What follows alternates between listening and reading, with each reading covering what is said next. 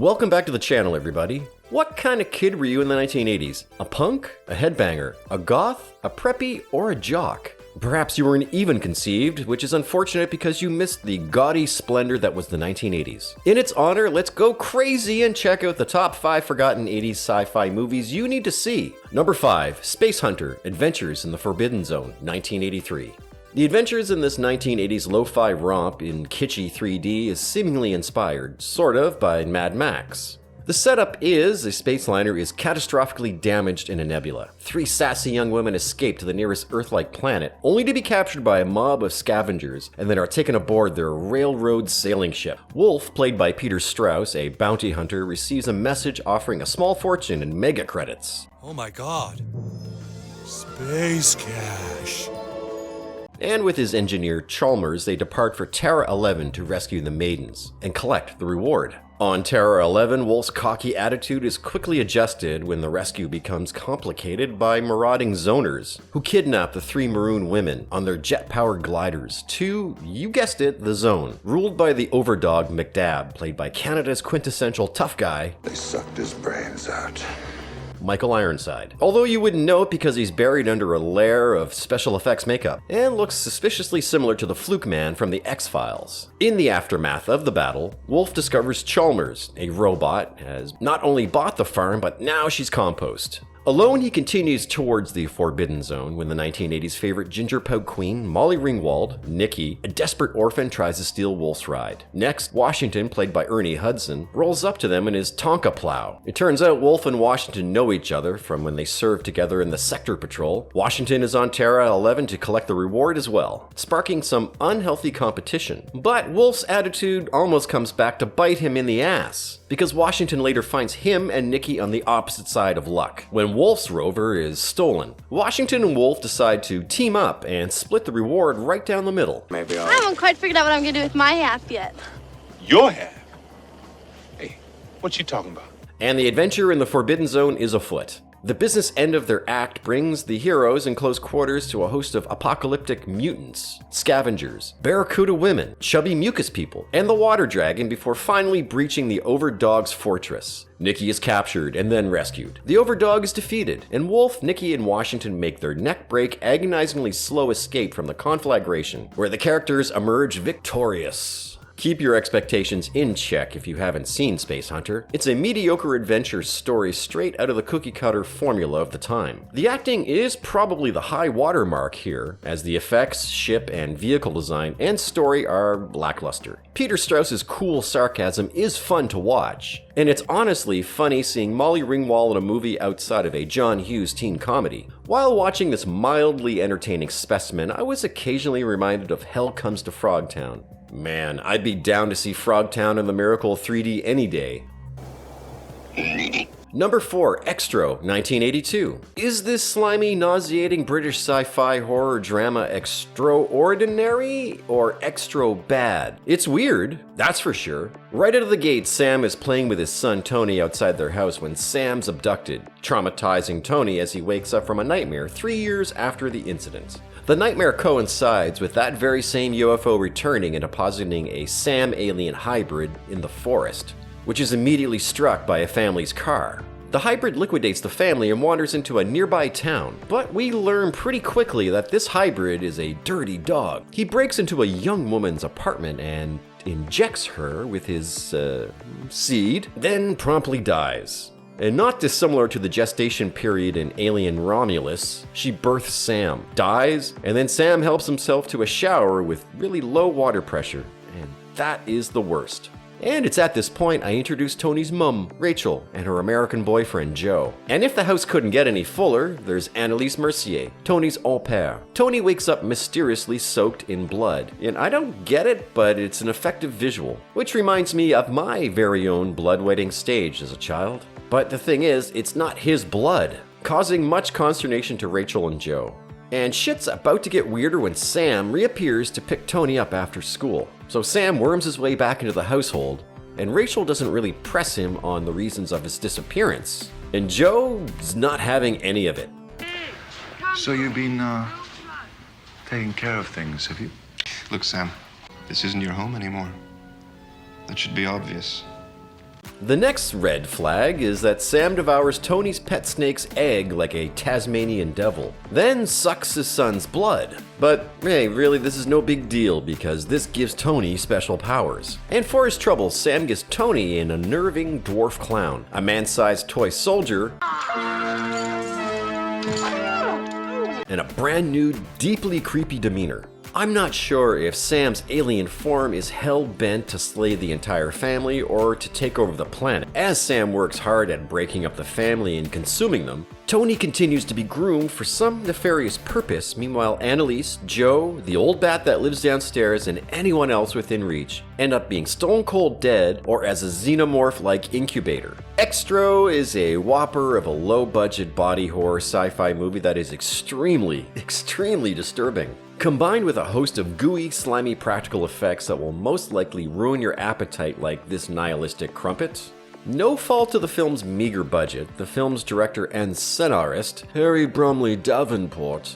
And we were accused of being misogynistic and things, which we weren't. I mean, everybody's dying and being decapitated and torn to pieces all over the place, so I didn't see it as misogynistic. Leaned into the icky and sticky bleakness of this British family unit that is consumed from within. Davenport went on to create 2 sequels, and from the scuttlebutt online, the sequels have nothing in common or are a loose continuation of the seminal Xtro. Maybe I'll circle back and watch the sequels as soon as I can cleanse my palate. And there's really not much more to say about Xtro. If you're a fan of dark body horror, you'll enjoy the depravity shoved tight like a turducken. Enjoy! Number 3, Lifeforce, 1985. Now that Canuck Thanksgiving is over and with Halloween just around the corner, I'll toss into the list this sci-fi succubus mutant. Now, you would think with a tag like that, it would have made a positive impression on audiences, but Lifeforce proved as difficult to peg down as how polarized were the critics' reviews. On paper, Lifeforce should have succeeded. An advanced NASA space shuttle named the Churchill ferries a British-American crew as Halley's Comet approaches Earth. It's a tremendous shock when they discover a massive spaceship in the head of the comet, and Colonel Tom Carlson and some of his crew scoot over to investigate whatever mysteries lie within. They didn't expect to find desiccated space goblins by the hundreds. But what's even stranger are the 3 nude bodies seemingly in hibernation and under glass. Carlson is significantly affected by this discovery, notably by her, Space Girl, aka Matilda May. Wow. Carlson and the crew bag up one of the gargoyles and 3 nude models to take back to the Churchill. Always a recipe for disaster. The bodies are brought to the European Space Research Center in London after the Churchill goes radio silent. However, she is recovered. The interior of the ship is burnt to a cinder. The crew is dead, and an escape pod is missing. Things aren't looking good, and strangely, it was the Columbia that would be sent to intercept the ill-fated Churchill. As the Columbia rises in a desperate race to reach the shuttle Churchill. But events in London worsen when the guard who watches over Space Girl tries to get touchy-squeezy. She reanimates, then sucks out his life force. And in the process, she puts on a great show. Not to be outdone, Space Girl stages a brilliant naked escape from the facility. And that's not all. The 2 male Zoolanders awaken, absorb some bullets, then are supposedly finished off by a couple of hand grenades. Yeah, as if. Well, there's certainly no possibility of doing a full autopsy on them. Space Girl is on the loose and Carlson crash lands on Earth in the missing escape pod. Back in London, an autopsy is performed on the first victim, who resurrects and then does what comes naturally. Shit. The military has its hands full. Carlson arrives to drop some heavy news while we learn that he and Space Girl share a strong psychic and sexual bond, leading him down the path to insanity. The inevitability of any relationship. Before London is entirely harvested by the Bram Stoker spaceship, now in a stationary orbit over the city. Like I said, Lifeforce had the credentials to be a great movie. Christ almighty, one of the scenarios was Dan O'Bannon. Toby Hooper, who directed The Chainsaw Massacre and Poltergeist. The cast is solid enough. Patrick Stewart, Steve Railsback, who's been in a bunch of stuff, Peter Firth, Matilda May, and so on. And some of these performances are high octane. And it's been ages since I've seen a movie with Oscar caliber screaming like this. Armstrong, can you hear me? This reaction from Peter Firth, kind of a mix between jazz and dramatic hands. Lifeforce is also unintentionally funny. The movie's look took a fair share of pot shots. The budget was healthy, 25 million bones. Also noteworthy was that this film was shot in 70mm film, affording double the amount of image detail and greater color palette, kind of like IMAX quality. Films like My Fair Lady, Lawrence of Arabia, and 2001 A Space Odyssey were shot on 70mm film. Was this Hooper's 70mm Hammer film? But where the egg slides right off the bagel is regarding the special effects. The dehydrated human victims are freaking fucking funny to watch because they're hilarious. How could this not be hilarious, huh? But you can't deny that they possess a level of pathos. But they're still funny. And, yeah, Matilda May, she adds a lot to the viewing pleasure. I mean, it's a space-based vampire movie. It's sexy, fun, fairly grandiose, and laughable all in the same beat.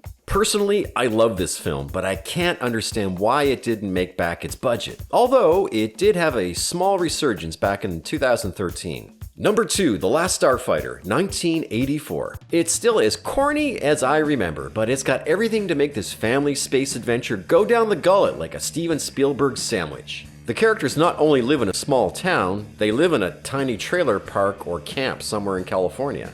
Alex Rogan is a burdened young man who's going nowhere. Saddled by chores, he barely has free time for his toothy girlfriend Maggie. Adding insult to injury, he's been turned down for a college loan, killing his dream of escaping this place. Yes, sir, folks, step right up, meet boy adventurer Alex Rogan on the last leg of his worldwide tour to nowhere.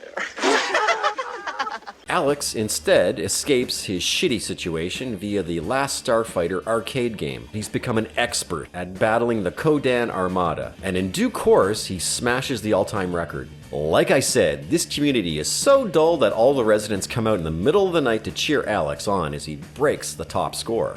As innocent as this is, Alex's benchmark alerts the Star League, and Alex is recruited without any say in the matter. Centauri, the game's inventor, is a recruiter who relies on unorthodox means to flesh out warriors. Did it ever occur to you that it's against the law to recruit from worlds outside the Star League? Earth's in danger too, isn't it? And no, I did not use the Excalibur test. It was called a video game. To pilot the Star League's pinnacle weapon, the fleet's Gunstars.